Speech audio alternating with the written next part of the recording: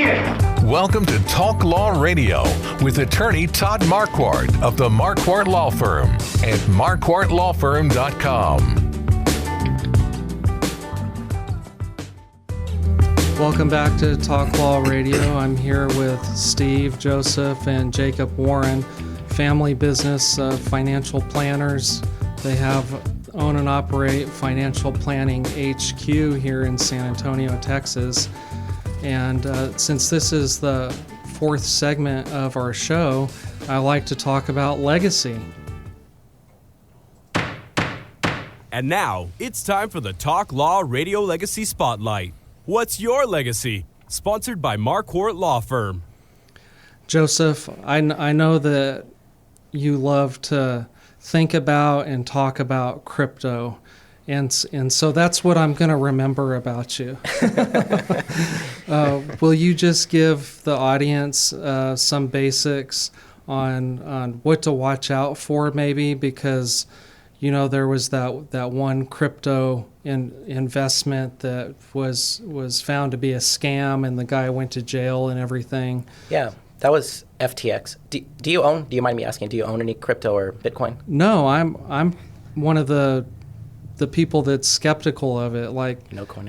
It's just this thing that somebody invented. Yeah. Whereas gold, you can dig a hole in the ground and find, and you can hold it in your hand. Yeah. But our dollars are not backed by the gold standard anymore. And right now, our country's, I think it's $37 trillion in debt, and it's growing very quickly. So I'm a big believer in actually one cryptocurrency, which is Bitcoin. And the reason why is it has a limited supply. And algorithmically it's set up to be a scarce asset, which I think is a perfect solution to inflation, even better than gold, in my opinion. But we'll see how that plays out. But this is not investment advice. Not investment advice, because everyone's situation is different. So if a client comes to me and it makes sense for them to have crypto and they understand it, I'll give them recommendations about it. But I'm not going out here saying everyone should buy it. Yeah. You need to look at your own portfolio and how you feel about risk. And if you want to do that with us, we're happy to talk with you about it. But we look at the big picture. It's not just about crypto or not crypto. It's about what's your strategy, and does crypto fit in that in any way? Steve, will you share with us what does a bad financial planner look like? Gosh, some of the things that Jacob had mentioned are certainly applicable. If we were to ask financially successful people, what they're getting and not getting from their financial advisor, I think they could come up with one or two things that they are getting. But one thing that they wouldn't know or understand is what they're not getting. So would it affect your audience's relationship with their financial advisor if they were to discover that the advisor was using outdated technology, for example, or the software that they were using was outdated? Maybe they still use Excel sheets like they did in the 90s, right? Mm-hmm. So another thing is, has your financial advisor set up online an encrypted and comprehensive place where all of your finances are organized in one central location, where with one username and one password, you can see your entire financial life, everything, your bank accounts, your 401ks, your investments, your annuities, your life insurance, all of your real estate is in one central location, and it updates daily. And there's a vault where you can put all your important documents, like your birth certificate, your passport, your tax filings, your business filings. Everything is in one central location, and it updates on a daily basis. So has your financial advisor done that for you? Because that makes your life really simple, right? You can just pull it up, and it's all there. Right. With the very highest level of encryption and safety. Wow. So my guess is that you offer that. Oh, absolutely. Yes. Every client, yeah. Okay, good. Jacob, any bad financial planner that you can think of? Any features that people should stay away from? Some general ones, yeah. I think it's... Well, let me stop you. Let Sure. me ask this. My experience with working with a lot of financial planners, being in estate planning, one of the first things a new financial planner has to do is they have to call an estate planning attorney. And so I meet with a lot of young people. And so I get to hear what their process is. And almost everybody that I've met with over the last 20 years has this risk assessment to decide, how the investment should be allocated. And so my theory, at least the way it sounds to me, is that everybody fits into one of these different risk assessments.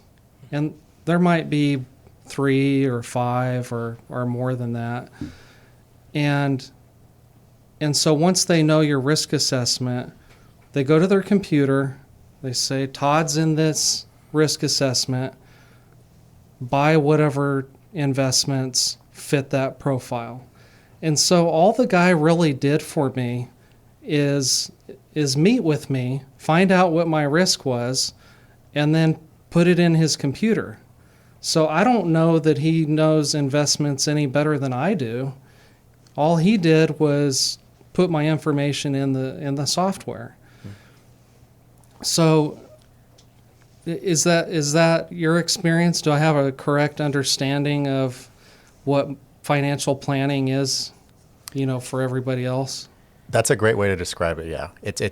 It's very much kind of cookie cutter. Everyone kind of gets the same portfolios. The great thing about us being independent is that we have access to hundreds and hundreds of different types of portfolios that we can put people in that are specifically tailored to their values, goals, and needs. And we don't have to sell the funds of the insurance company that we work for, just as an example. Right. And I think that's a huge differentiator. And I think with the way that the markets have changed with technology, you can get an AI portfolio for free that's probably going to beat the S&P. It's going to be a good portfolio. Right. Why would you want to pay somebody 1% to do the same thing? It's a legitimate question that I think consumers are now starting to ask. Yeah. And our industry as a whole has kind of lagged behind in terms of like innovating and changing. I think our business is way ahead of the curve there with the way that we operate, and kind of leaving that behind, doing our own thing as an independent advisors, and really truly doing what's best for the clients. Okay, Steve, since this is the legacy segment and you've got more gray hair than the other guys, I wanted to ask you first. What kind of legacy is on your mind? Do you have specific things that you want people to inherit from you? Is there something that you inherited that you would like to talk about? Or is there something else that resonates with you when you think of legacy? When I think of legacy and I think about my kids, I just see them as being kind, generous individuals. And I've seen like Joseph and Jacob grow a lot because they're now married. They have children. And I see the kind of fathers that they are and husbands. And that in itself gives me a lot of gratification. Nothing material. I really appreciate that all of my kids, including my daughter, Larissa, they are independent thinkers. And I really do it gives me peace of mind just to know that they're able to critically think whatever situation is being evaluated and come to their own conclusion based upon their values and their thought processes and the research that they do. Is that a nice way of saying that they don't do what you say? I guess in a way it is, because I don't know everything. And like I mentioned earlier, they have unique perspectives and values. And you must be a very patient person to let them go out and make their own mistakes. I've allowed them to do that because that's the way they're going to learn. Yeah. You learn through failure, and you just get back up on that horse and you ascertain what you did wrong and get it right the next time. Joseph, let's talk about your legacy besides me remembering you as the guy that talks about crypto. Yes. That was one of my goals for last year, was to get to 1 Bitcoin. I remember telling you that. And Did you do it? I got halfway there. I got to Okay. half a Bitcoin. And I think it's kind of interesting because you think about legacy as being after you're dead, but you build your legacy while you're alive. So what I've been thinking about this is if I you remember you said that. Yeah. There's a quote that Joseph said when we were working on how to leave a legendary legacy. Yeah. You said something like, your legacy is the collection of decisions that you made over your lifetime. I So, thought, yeah. that is so right on point. Yeah, it's if you really boil it down, that's what it is, and it's important to be conscious of your legacy and those decisions and who you're inspiring or who you're being a bad example to Right. at the same time. So, of course, having a daughter helps with that, but no matter what stage of life you're in, it's good to think like, am I putting good out there? Am I helping people? And am I inspiring the people around me to do better in their life? Well, my dad always said, somebody's always watching. And, they do. They say, Todd, I didn't know that you were doing dog agility until, I heard about it. I Yeah. thought, well, I didn't even know people cared. Yeah. But people are always watching. Jacob, how about you? What would you say you want your legacy to be? Yeah, it's a great question. I think my perspective has changed recently being a new father. And it makes me think about the unique opportunity that we all have to build this business, here in town and grow it to a place where we're a big business and people recognize our name and things like that is really exciting to think about. And we have such a great opportunity to do so. And I think really just, enjoying the moments, enjoying the failure. Like you said, I think the failure super important, to get better. That's the way you learn things. Mm-hmm. So really just enjoying the moments at the office, at home, building a great business and building the legacy that way is exciting. And so what does succession look like? We have one president sitting here today. And so how will you decide who the next president is going to be? Uh-oh. On the spot.